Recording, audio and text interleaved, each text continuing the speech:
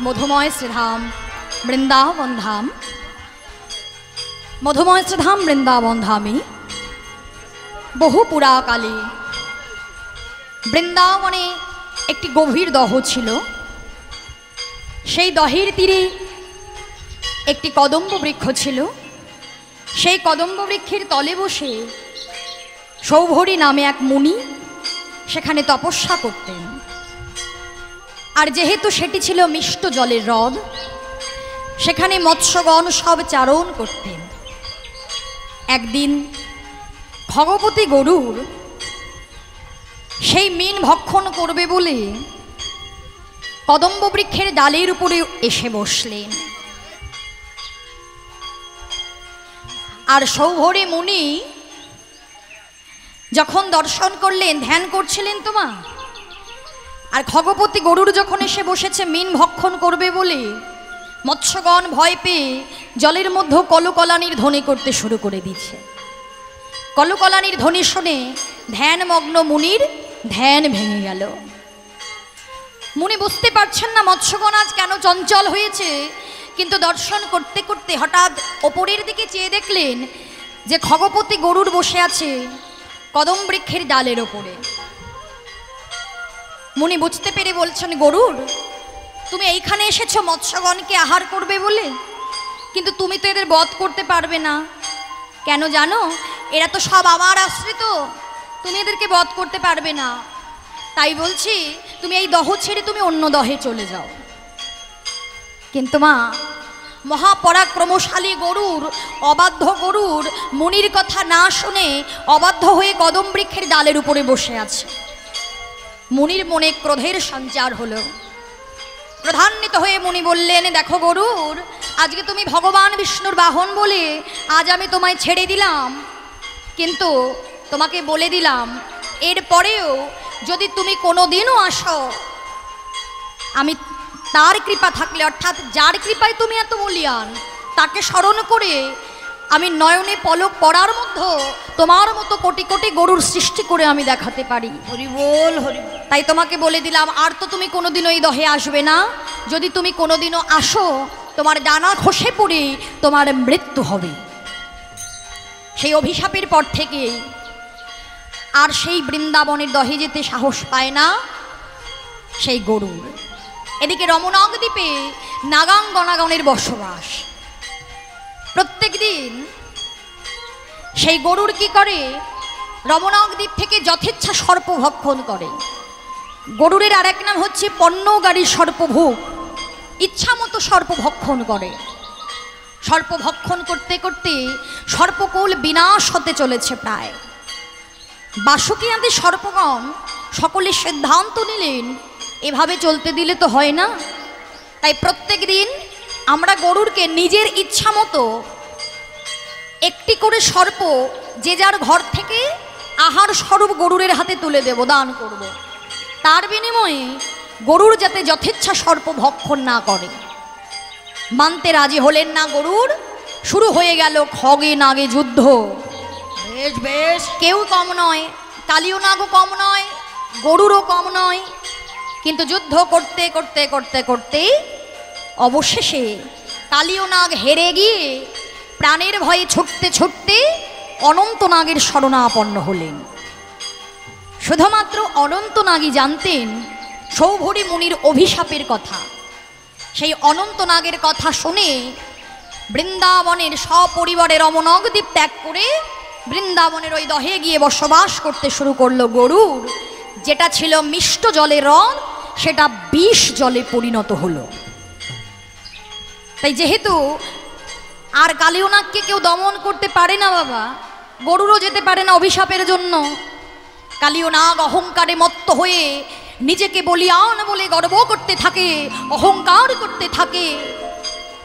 কিন্তু দর্পহারী মধুসূদন তিনি সবই কিছু সইতে পারে, কিন্তু কোনোদিনও কারোর অহংকার সইতে পারে না।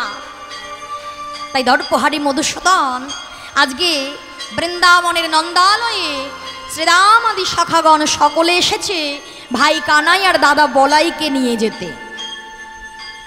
বলরামের মা রোহিণী বললেন, রোহিণী বলছে, আই বাবা শ্রীরাম, সুদাম শোনো, আজকে তোমরা আমাদের গোপালকে নিয়ে যাও। শোনো, আজকে আমাদের বলাই গোঠে যাবে না, কেননা আজকে তার জন্মদিন। তা শোনো বাবা, তোমরা বেলায় বেলায় গোচারণ করে তোমরা বেলায় বেলায় ঘরে ফিরে এসো, কেমন? মা আমার গোপালকে গোঠের সাজে সাজায় দিচ্ছে, আর মায়ের মুখে জানতে পারলেন আজকে বলাই দাদা গোঠে যাচ্ছে না। মনে মনে ভাবছেন, ওরে দুষ্ট, তোর এত অহংকার, আজকেই আমি তোর দর্প চূর্ণ করব। আজকে কেন? আজকে তো আমার দাদা আমার সঙ্গে থাকবে না।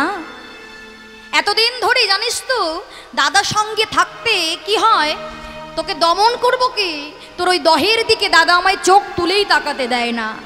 আর আজকে তোর দাদা যাচ্ছে না, আজকে দেখাবো তোর মজা। মা আমার দিক বিদিক উধো অধো মন্ত্র উচ্চারণ করে গোপালের সর্বাঙ্গে হস্ত বুলাই দিলেন। আর গোবিন্দ আমার মোহন মূরতি ধারণ করে সারা দিনের মতো ধেনুগণ সঙ্গে লুই, রাখালগণ সঙ্গে লুই চলেছে সেই গোঠের পথে। আজ মোহন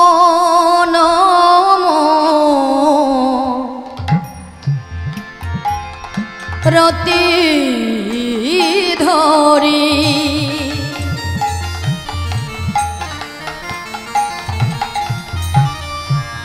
অগধেনুগণ সঙ্গে করি, আর মোহন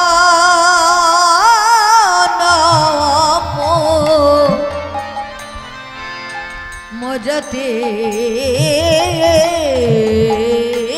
ধরি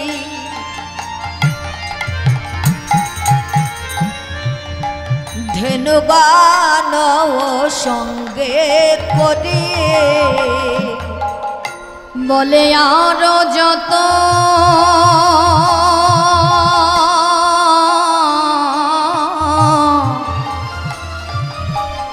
সেই ব্রজের লোকরে, বলি আরো যত ব্রজের বালক, ব্রজ রাখালগণ সব চলেছে রে, ব্রজ রাখালগণ সব চলেছে রে, ব্রজ রাখালগণ সব চলেছে। ভাই কানাইকে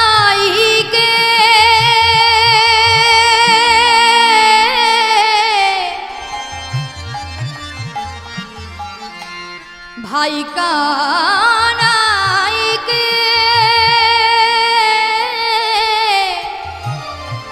মাঝে লয়ে, ব্রজ রাখালগণ সব চলেছে গো, বলি ভাই কানাইকে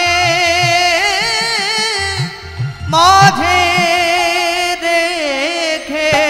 আজ গোপাল নিয়ে আমার গোপাল চলে, বলি ভাই কানাইকে মাঝে দেখে, গোপাল নিয়ে গোপাল বলি ভাই কানাইকে মাঝে দেখে, কালিও হৃদয় গৌর হরিব, ভাই কানাইকে মাঝে রেখে, কালিও দমন করিবে বলি ভাই কানাইকে মাঝে রেখে, ব্রজ রাখালগণ সব চলেছে গো।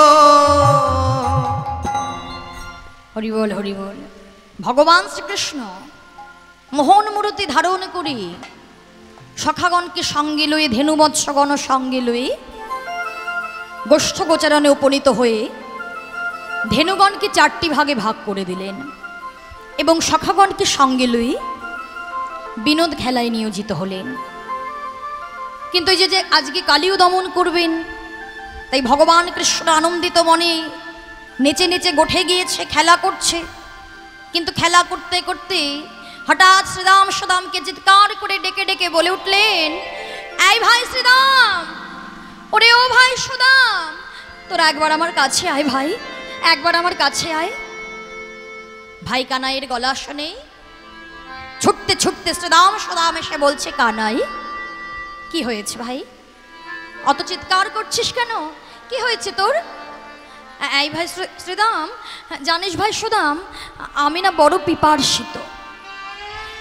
হ্যাঁ, আমি বড় পিপার্ষিত। খেলা করতে করতে আমার গলাটা যে বড় শুকায়ে গিয়েছে। ও ভাই, একটা কাজ কর না ভাই, তোরা বরং খেলা কর, আমি একটু জল পান করে আসি। না না, শ্রীদাম বলছে না না, তুই পিপার্ষিত, তুই কেন জল আনতে যাবি? তাছাড়া ভাই, আজকে কিন্তু সঙ্গে বলাই দাদা আসেনি। আজকে যখন আমরা গোঠে আসছিলাম, মা আমাদেরকে বারে বারে বলে দিয়েছে আমরা যেন তোকে কোথাও একা না যেতে দেই। তাছাড়া তোর পিপার্ষিত, তুই কেন জল আনতে পারবি? তুই কেন জল আনতে যাবি? এই বৃন্দাবনে কি জলের অভাব? তুই এখানে একটু অপেক্ষা কর। এই যে এই তরুতলা আছে, তুই এই তরুতলাটায় বসে একটু বিশ্রাম কর, আমরা তোর জন্য জল এনে দেব। এই বলে শ্রীরাম সুদাম যেই জল আনতে যাত্রা করবে বাবা, ভগবান কৃষ্ণ যোগমায়া মাকে স্মরণ করলেন। যোগমায়া মা, যোগেশ্বরী মাকে স্মরণ করে বলছে, মা গো, আজকে তুমি আমার লীলায় সহায় হও মা। এই বৃন্দাবনের যেথায় যেথায় যত জল রাশি আছে সবই তুমি শুকায়ে দাও। হরি বল, হরি বল। যত যমুনা, মানস কুণ্ড আছে, শ্যামকুণ্ড, রাধা কুণ্ড আছে, সব শুকায়ে দাও। আর আমার ধেনুগণকে পিপার্ষিত করে দাও, ব্রজ রাখালগণকে পিপার্ষিত করে দাও। কৃষ্ণের আদেশ পেয়ে যোগমায়া মা যেথায় যেথায় জল ছিল সব শুকায়ে দিলেন। শুধু কালিও হ্রদে জলে একেবারে পরিপূর্ণ। রাখালগণ জল আনতে যাত্রা করবে, হঠাৎ করে দেখলেন তারাও পিপার্ষিত হয়ে পড়েছে সবাই। ধেনুগণের দিকে তাকিয়ে দেখলেন ধেনুগণ পিপার্ষিত হয়ে পড়েছে। তাই তারা জল পান করবে বলে তারাও চলেছে, ধেনুগণকে সঙ্গে লয়ে চলেছে। কিন্তু সঙ্গে নিয়ে দেখছে কি আশ্চর্য ব্যাপার, শ্যামকুণ্ড, রাধাকুণ্ড, যমুনা, মানস কুণ্ড, গিরি গোবর্ধনের পাদদেশে এক ফোঁটাও জল নেই, সব জল শুকায়ে গেছে। ভ্রমণ করতে করতে তারা জল পাচ্ছে না। জলের সন্ধানে খুঁজতে খুঁজতে খুঁজতে আজ ভ্রমিতে ভ্রমিতে সবাই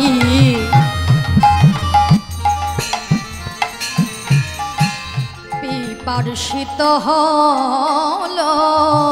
ভূমিতে ভূমিতে সবাই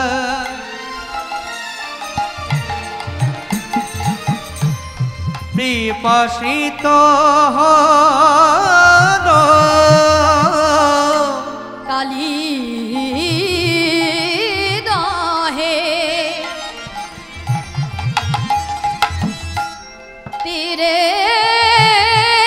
আসি, আবার কালিও দহে তীরে আসি, উপনীত হলো। আবার কালিও দহে তীরে আসি, উপনীত হলো। ওই উপনীত হলো। ওগো বিষ জল খেয়ে সবাই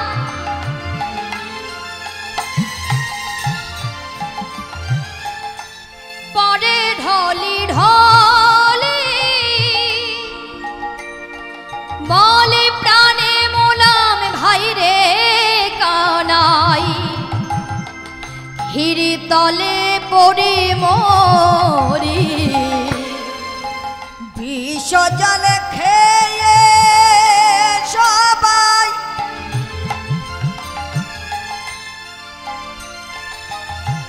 পড়ে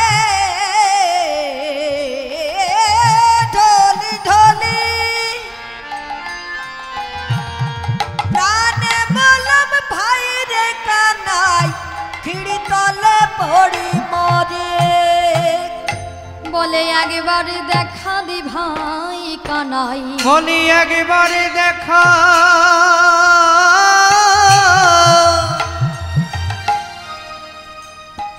ভাই কানাই বলে আর বুঝি হরিবোল হরিবোল দেখা হবে না রে, একেবারে দেখা দে ভাই কানা। বলিয়া বুঝি দেখা হবে না ভাই, বলি একবারে দেখা দে ভাই কানাই। ওরে জনমের মতো, জনমের মতো দেখে যা ভাই, তুই যে বিপদ কালের বিপদ হরি। জনমের মতো দেখে যা তুই ভাই, যে বিপদ বিপদ তুই জনমের মতো দেখে যা ভাই, তুই বিপদ কালের বিপদ হরি। তুই জনমের মতো দেখে যা ভাই, বিপদ কালের বিপদ হরি। জনমের মতো দেখে যা ভাই, বিপদ কালের বিপদ হরি। তুই একবার দেখা দে ভাই কানাই। হরিবল হরিবল। ব্রজ রাখালগণ ধেনুগণ জল না পেয়ে ছুটে এলেন কালীদহের তীরপরে। কালীদহের একেবারে পরিপূর্ণ জল দেখে তাদের আনন্দ ধরে না। ব্রজ রাখালগণ না জেনে করঞ্জলিপুরে প্রথমে সেই জল নিজেরা পান করলেন, এরপর ধেনু বৎসগণকে পান করালেন। বিষের যে একটা প্রতিক্রিয়া, বিষ জল পান করার সাথে সাথে হঠাৎ করে রাখালগণ চিৎকার করে বলে উঠলে, শ্রীদাম সুদামকে ডেকে ডেকে বলছে, হ্যাঁ সুদাম, হ্যাঁ সুদাম, কি অসহ্য যন্ত্রণা ভাই, কি অসহ্য যন্ত্রণা, জল পান করার সাথে সাথে একেবারে বুকটা ফেটে যাচ্ছে। সুদাম বলছে, দাদা আমারও যে গলাটা শুকায় যাচ্ছে, আমি যে সহ্য করতে পারছি না, এই যে কত কষ্ট, কত যন্ত্রণা। কি আছে জলে? না না, কোনোদিন কোনো দহের জল পান করে আমাদের এমন হয়নি, আজকে এই দহের জলে কি আছে? কি অসহ্য যন্ত্রণা, ছটপট করছে। ছটপট করতে করতে ভাই কানাইকে ডেকে ডেকে বলছে, কানাই কোথায় ভাই, একবার দেখা দে, একবার দেখা দে, সাড়া দে, সাড়া দে কানাই, সাড়া দে। তুই যে বিপদ কালীর বিপদ হরি, তুই যে আজকে আমাদের জল আনতে পাঠিয়েছিলি কানাই, তুই যে আমাদের জল আনতে পাঠালি, তাহলে এই জল পান করে এত কষ্ট কেন, এত যন্ত্রণা কেন?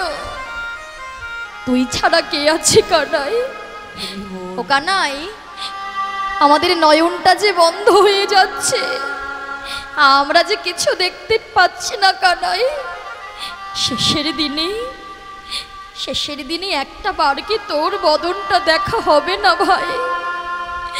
আমরা যে তোকে বড় ভালোবাসি, আমরা দিবানিশি শয়নে স্বপনে সব সময় তোকে দর্শন করি, একটা বার দেখা দে, দেখা দে, দেখা দে কানাই, দেখা দে।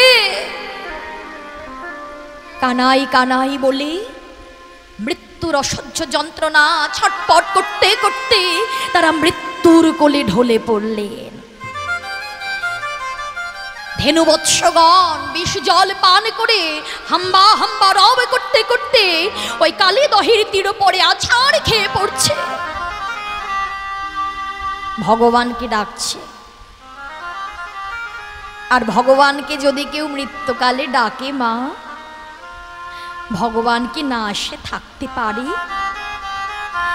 তারা সবই কিছু ভগবানের চরণে সঁপে দিয়ে ভগবানকে ডেকেছে, অন্য কারোর উপর ভরসা নয়, অন্য কাউকে ডাকেনি। মৃত্যুকালেও তারা কানাই ছাড়া কিছু জানে না। আর মৃত্যুকালে যদি ভগবানকে ডাকতে পারি, ভগবান অন্তর্যামী, ভগবান অন্তরে জানতে পেরে আর থাকতে না পেরে মোহন মুরলিটি হাতে লয়ে কালীদহের তীরে এসে দেখছে এক এক করে সকলে মৃত্যুর কোলে ঢলে পড়ে আছে। সখাদেরকে দেখতে দেখতে ওই সুবলকে দর্শন করে ছুটে গিয়ে ওই সুবল সখাকে একেবারে ভগবান কৃষ্ণ বক্ষ মাঝে জড়ায় ধরলেন। কথা বল ও সুবল, সুবল তুই যে আমার রাধা উদ্দীপনার গুরু, তোকে দর্শন করে তবে যে আমার প্রেমময়ীর কথা মনে পড়ে যায়। কথা বল, কথা বল, খুব কষ্ট পেয়েছিস না রে ভাই? কথা বল, কথা বল সুবল। ওই যে আমার গোবিন্দ পরশ করলেন, গোবিন্দের অঙ্গ পরশ পেয়ে সুবল মৃতদেহে প্রাণটা ফিরে পেয়ে ভাই কানাইকে জড়ায় ধরে বলছে, কানাই তুই এসেছিস, কানাই তুই এসেছিস। জানিস ভাই, এতদিন বৃন্দাবনে থেকে কত দহির জল পান করেছি, কোনো দিন এত কষ্ট হয়নি, কোনো দিন এত যন্ত্রণা হয়নি। ও কানাই চেয়ে দেখ সকলে কেমন পড়ে আছে। ধেনুগণ হাম্বা হাম্বা রব করতে করতে তারা ওই কালীদহির তীরপরে আছাড় খেয়ে পড়েছে। তুই কিছু করবি না ভাই? হরি বল, হরি বল। যেই ভগবানকে বললেন তুই কিছু করবি না, ধবলি শ্যামলীকে গোবিন্দ আমার চিৎকার করে ডাকছে, ধবলি শ্যামলী বলি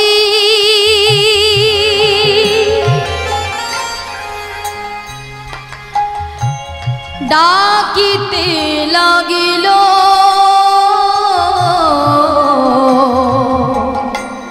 ধবলি শ্যামলী বলি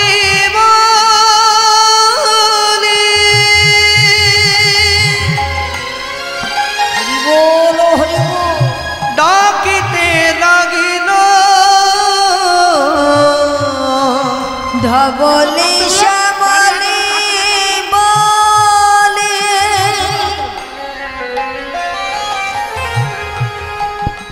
ডাকিতে লাগিল, হাম্বা হাম্বা রবে সবাই, ও গো উঠে দাঁড়াইল,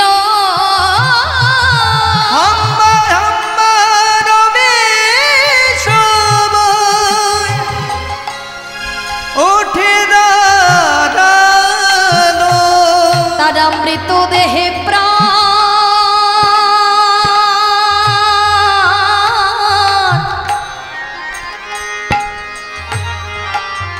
ওগো ফিরে পেল, তারা মৃতদেহে প্রাণ, আহা প্রাণে ফিরে পেল, সেই শ্রী গোবিন্দে ওগো কৃপা বলে, তারা মৃতদেহে প্রাণ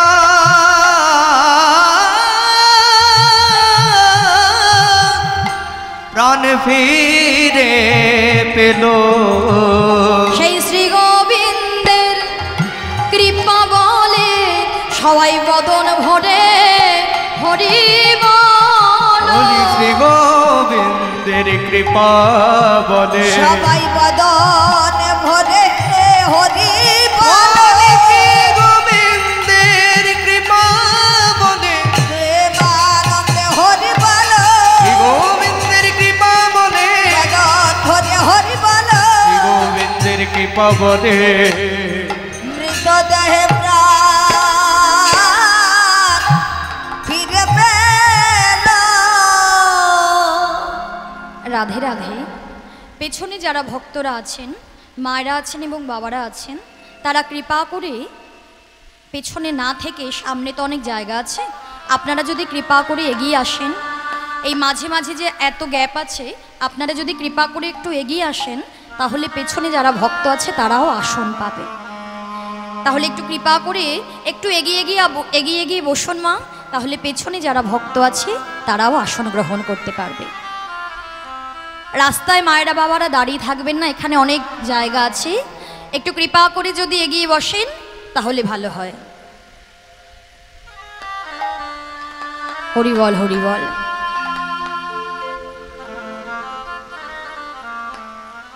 তাহলে দেখুন মা, আজকে ভগবান কৃষ্ণ ধবলি শ্যামলীকে ডাকছে।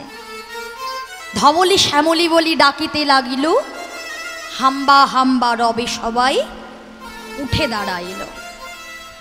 ধবলি শ্যামলী আদি গাভীগণকে যখন ভগবান কৃপা করলেন, ধবলি শ্যামলী বুঝতে পারলেন তারা ভগবানের কৃপায় তারা তাদের প্রাণটা ফিরে পেয়েছে। তাই তারা যে যার বৎসগণকে সঙ্গে লয়ে আজকে আমার গোবিন্দের পদচরণটা লেহন করছে। শ্যাম অঙ্গ ভাসিয়ে দিল তাদের চোখের জলে আর মুখের লালে, গোবিন্দের পদচরণটা লেহন করছে।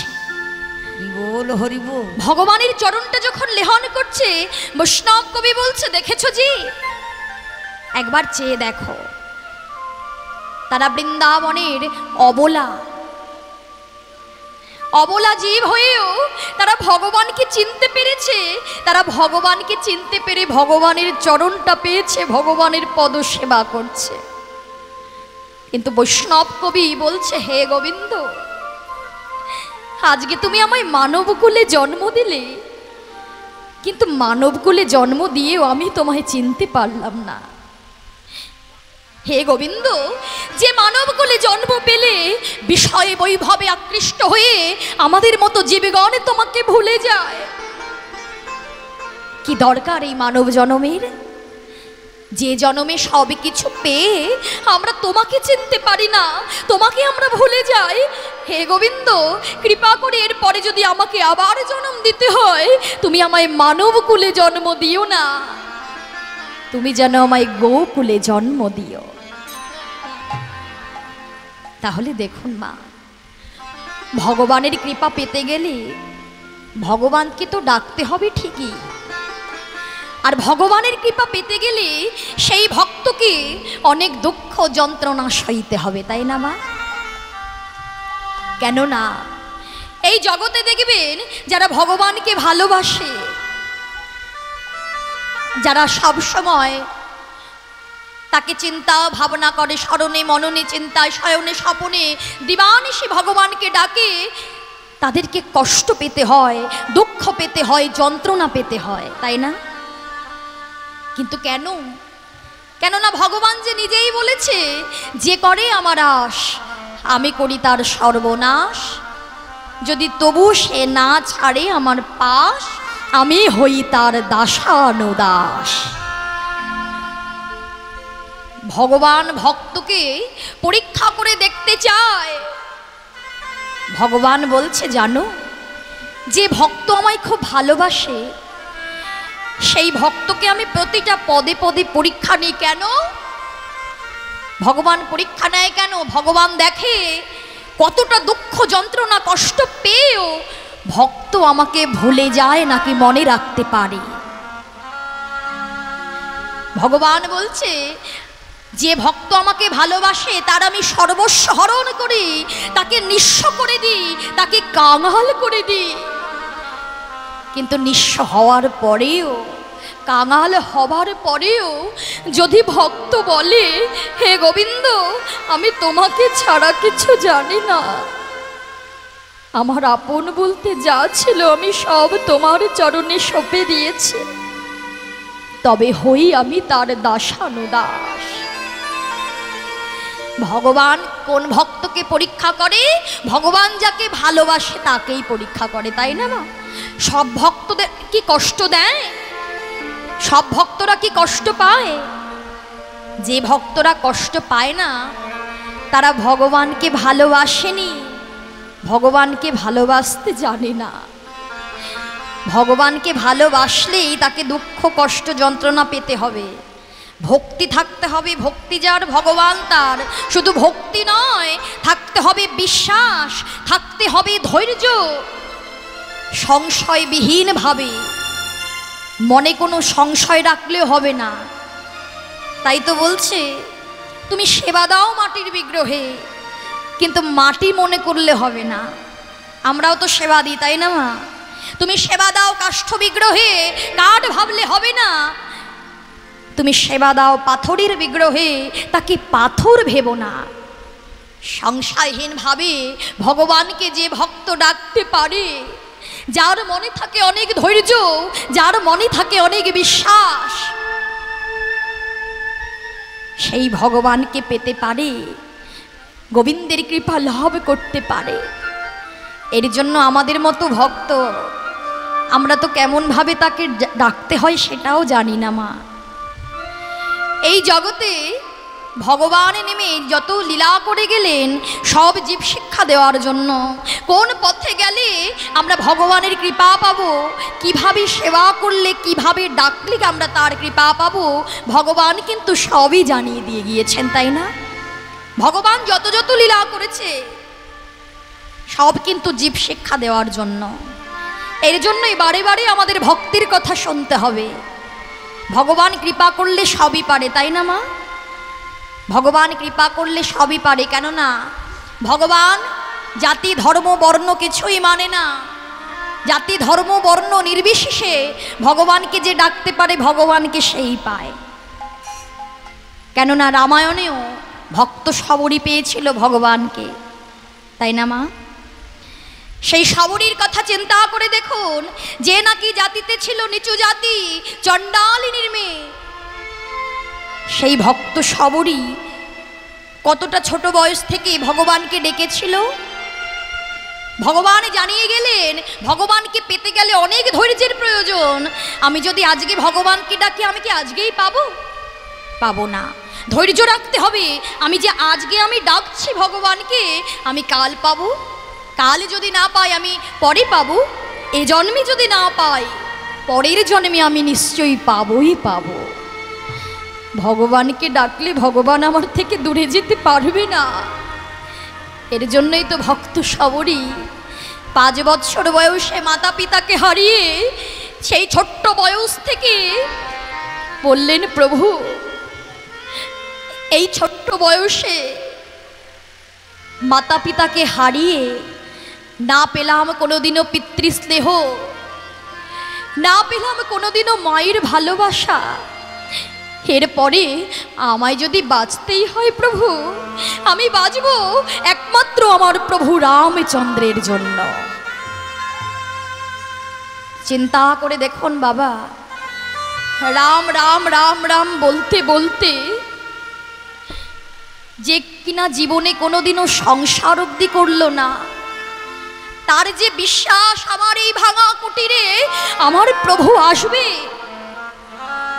এখন তার বৃদ্ধ বয়স, ভালো করে হাঁটতে পারে না, লাঠি নিয়ে খুঁড়িয়ে খুঁড়িয়ে হাঁটে, এত অভাবী। কোনোদিন খেতে পায়, কোনোদিন খেতে পায় না। একবেলা অন্ন জোটে আর একবেলা অন্ন জোটে না। তা দর্শন পেল কখন? যখন সীতাকে হারিয়ে প্রভু রামচন্দ্র পঞ্চবটী বনের ভেতরে প্রবেশ করলেন, চেয়ে দেখলেন ভক্ত সবরী বসে আছে। ভক্ত সবরী চিন্তা করে দেখুন, যার জন্য এতটা বয়স পার করে দিল, ছোটবেলা থেকে ডাকতে ডাকতে বৃদ্ধ বয়স যাওয়ার সময় হয়ে গিয়েছে, সে যদি ভগবানের দর্শন পায় তার মনে কত আনন্দ হতে পারে। প্রভুকে দর্শন করে মনে মনে ভাবছি, এই জগতে ভক্তরা ভগবানকে বসার জন্য একটা করে সিংহাসন করে দেয়, কিন্তু প্রভু আজকে তুমি কৃপা করে তুমি আমার কুঠিরে আসছো, কিন্তু আমি যে তোমাকে একটু বসতে দেব সেই জায়গাটুকু আমার কাছে নেই। তাই ওই মাটির বারান্দায় নিজের আঁচল দিয়ে ধুলা ঝেড়ে প্রভুকে বসিয়েছে।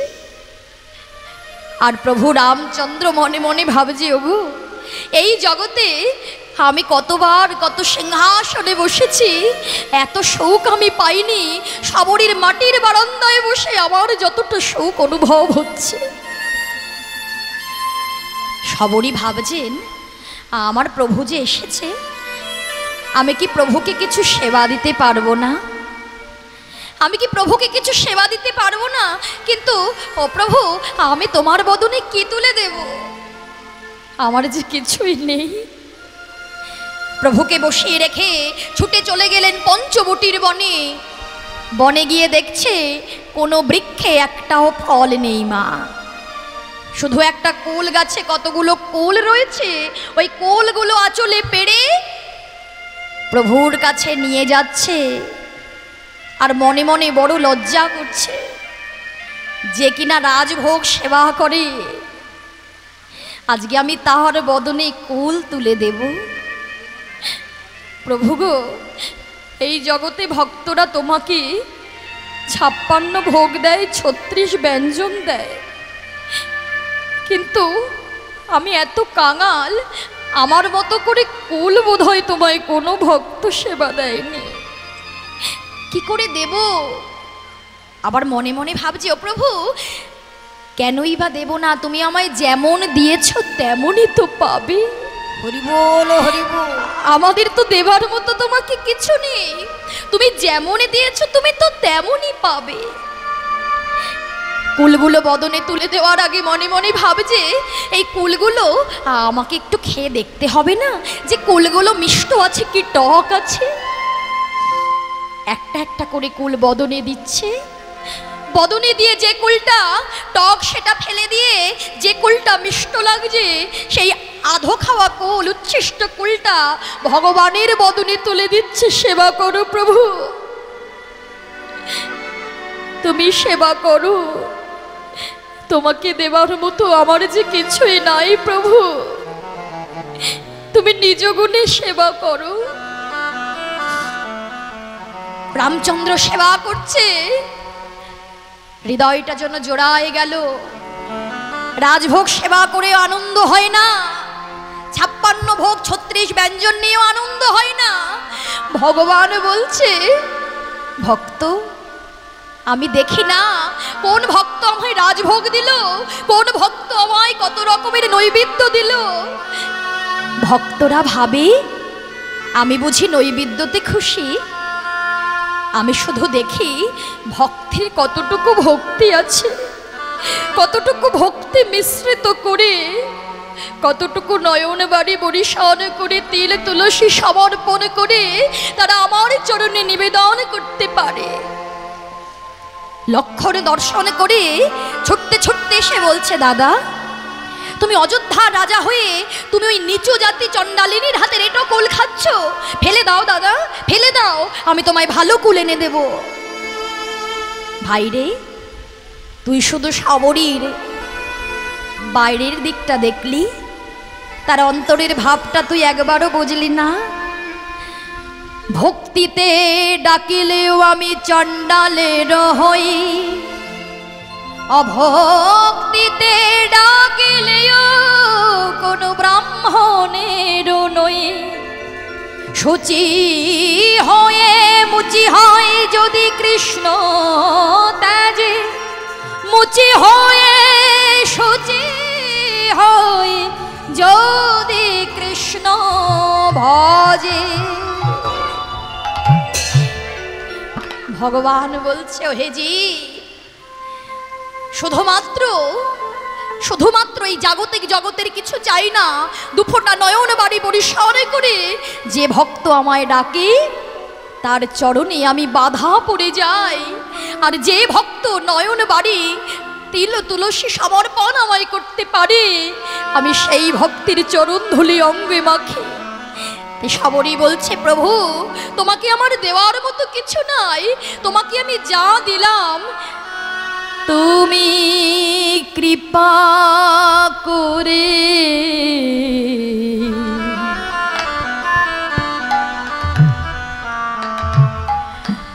একবার গ্রহণ করো তুমি কৃপা করে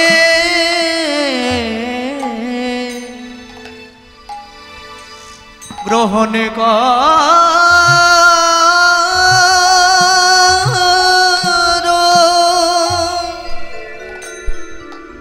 তোমায় দেবা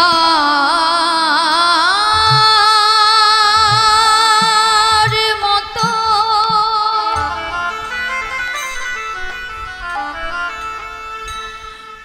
প্রভু গো আমার কিছু নাই গো,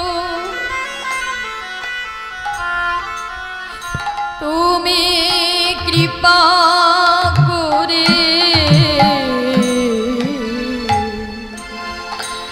গ্রহণ করো। তোমায় দেবার মতো আহা, আমার কিছু নাই গো, তুমি কৃপা করে আমায় গ্রহণ করো। তুমি আমায় যা দিয়েছ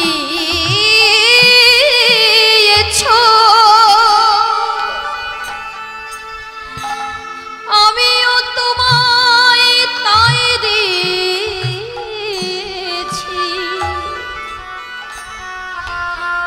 তাই তুমি কৃপা করে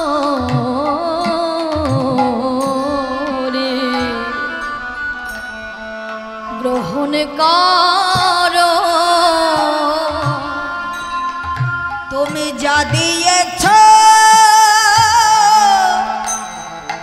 আমি তাই দিয়েছি, কৃপা করে গ্রহণ করো। তোমায় সেবার দেওয়ার মতোই আমার কিছু নাই হে, কৃপা করে গ্রহণ তোমায় দেবার মতো আমার কিছু নাই গো, তুমি কৃপা করে গ্রহণ করো। জনমে জনমে তোমার সেবায় লাগিতে পারি, তুমি কৃপা করে গ্রহণ আমার আর করো। কোনো বাসনা নাই গো, তুমি কৃপা করে গ্রহণ করো।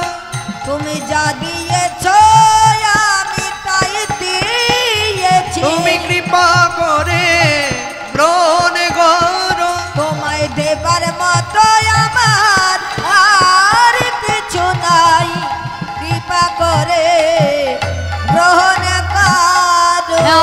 প্রভু কৃপা করো। হরিবল হরিবল। যা দিয়েছ তাই দিয়েছে, প্রভু কৃপা করো বলে, কৃপা করে গ্রহণ নিজ করো। গুণে কৃপা করো বলে, কৃপা করে গ্রহণ করো। নিজ গুণে কৃপা করো। কৃপা করে আমায় গ্রহণ করো।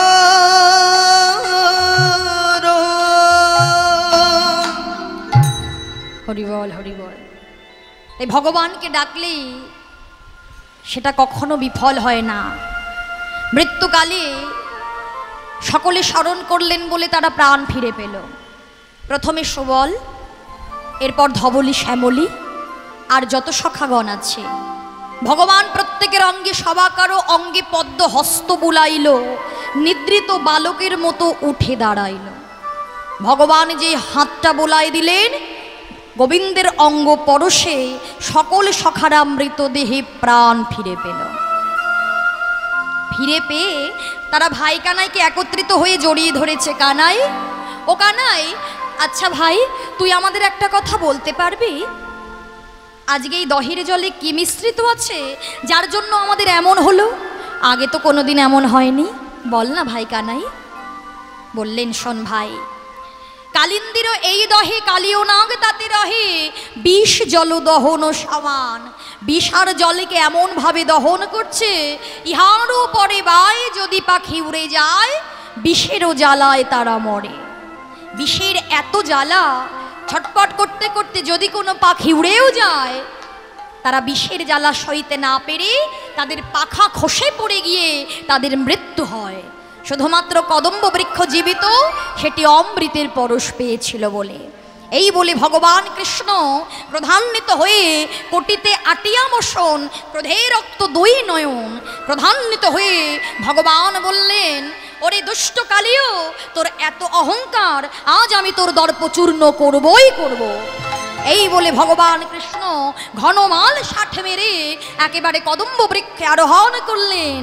ওগো হেরি যদু নন্দন দুষ্ট সর্প দমন, হেরি যদু নন্দন দুষ্ট সর্প দমন, উঠিলেন কদম্বের ডালে, দেখিলেন কদম্বের ডালে, উঠিলেন কদম্বের ডালে।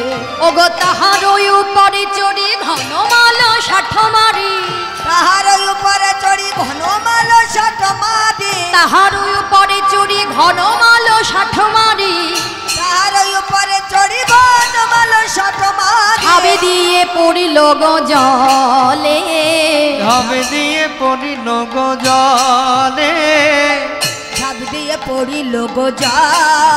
অমনি ঝাঁপ দিয়ে পড়িল, ঝাঁপ দিয়ে পড়িল, ঝাঁপ দিয়ে পড়িল, কি ঝাঁপ দিয়ে পড়িল, সেই ব্রজেন্দ্র নন্দন কৃষ্ণ ঝাঁপ দিয়ে পড়িল, সেই ব্রজেন্দ্র নন্দন কৃষ্ণ ঝাঁপ দিয়ে পড়িল, সেই ব্রজেন্দ্র নন্দন ওই কালিদহের বিষ জলে, ব্রজেন্দ্র নন্দন সেই কালিদহের বিষ জলে, ব্রজেন্দ্র নন্দন কৃষ্ণ, কালিদহের দিল পরে, ব্রজেন্দ্র নন্দন কৃষ্ণ ঝাঁপ দিয়ে পড়িল।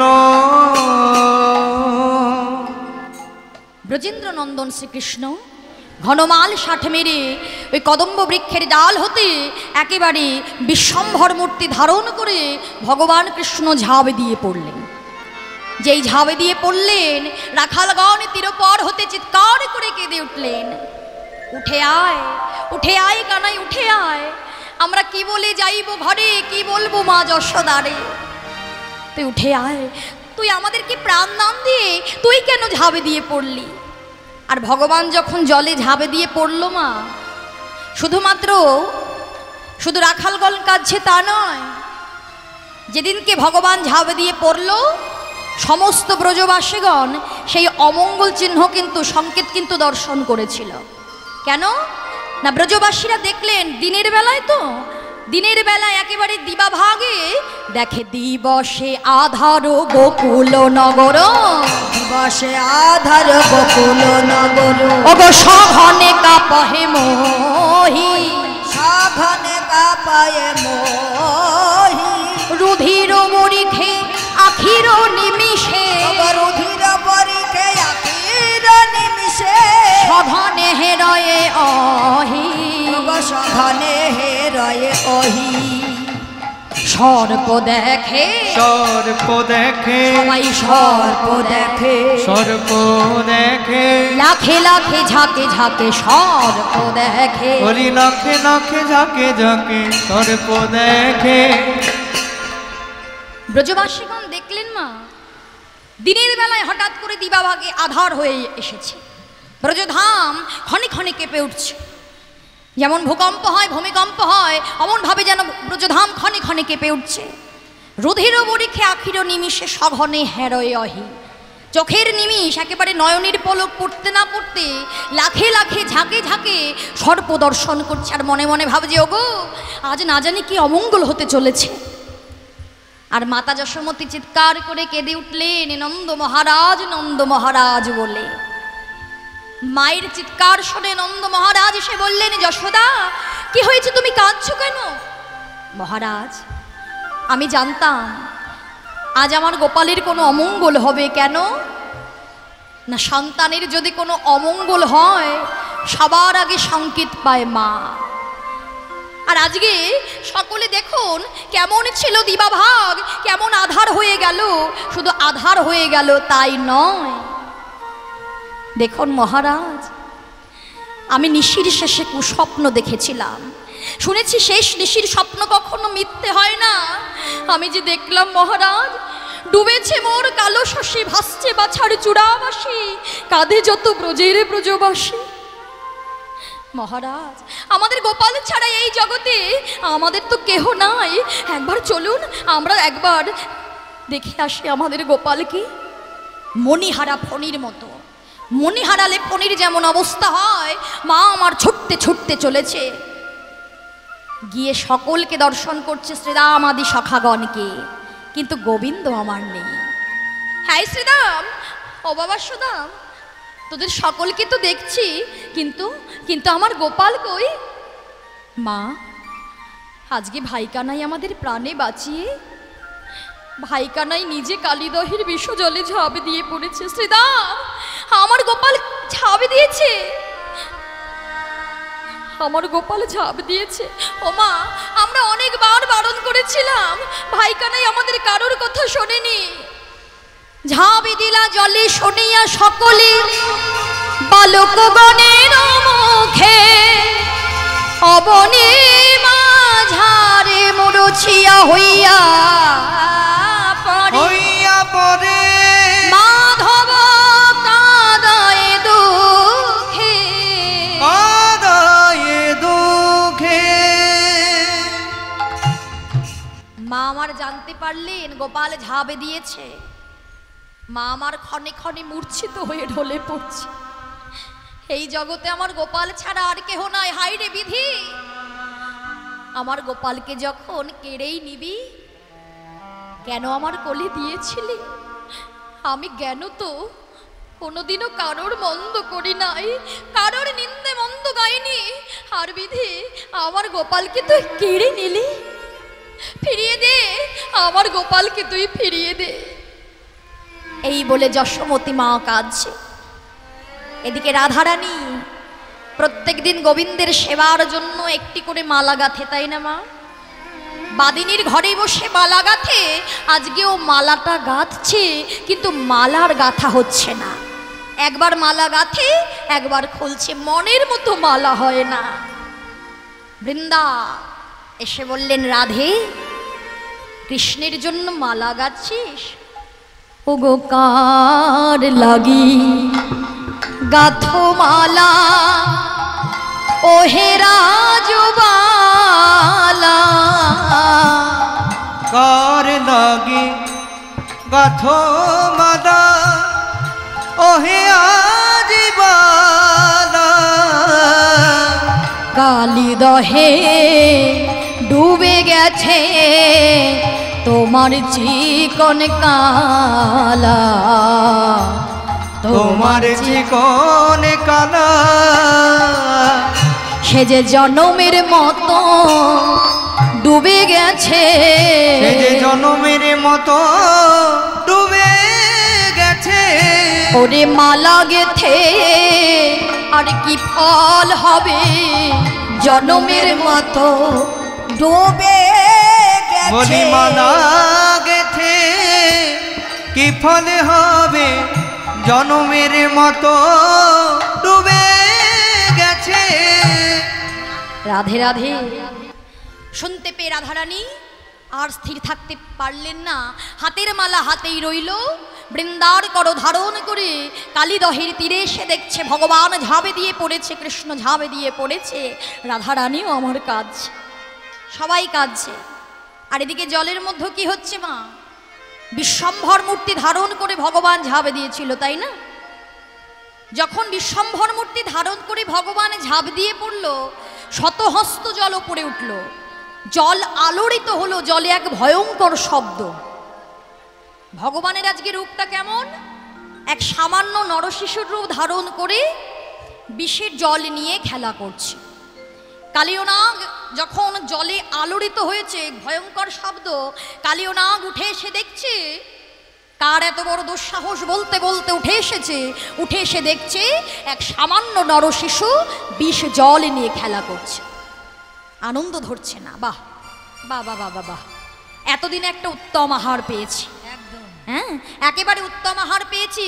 আজকে এই বলে ভগবান কৃষ্ণকে সামান্য নরশিশু মনে করে একেবারে কি করলেন মা, আজ এভাবেতে কালিও না বদন মেলিয়া, এভাবেতে কালিও না বদন মেলিয়া, একেবারে কৃষ্ণের ফেলিল গিলিয়া, একেবারে কৃষ্ণের ফেলিল গিলিয়া, একেবারে কৃষ্ণের ফেলিল গিলিয়া, একেবারে কৃষ্ণের ফেলিল গিলিয়া। এইবার উদরেতে থাকে কৃষ্ণ ভাবে মনে মনে, উদরেতে থাকে কৃষ্ণ ভাবে মনে মনে, এইবার দুষ্টের আমি পোড়াবো আগুনে, এবার দুষ্টের আমি পোড়াবো আগুনে।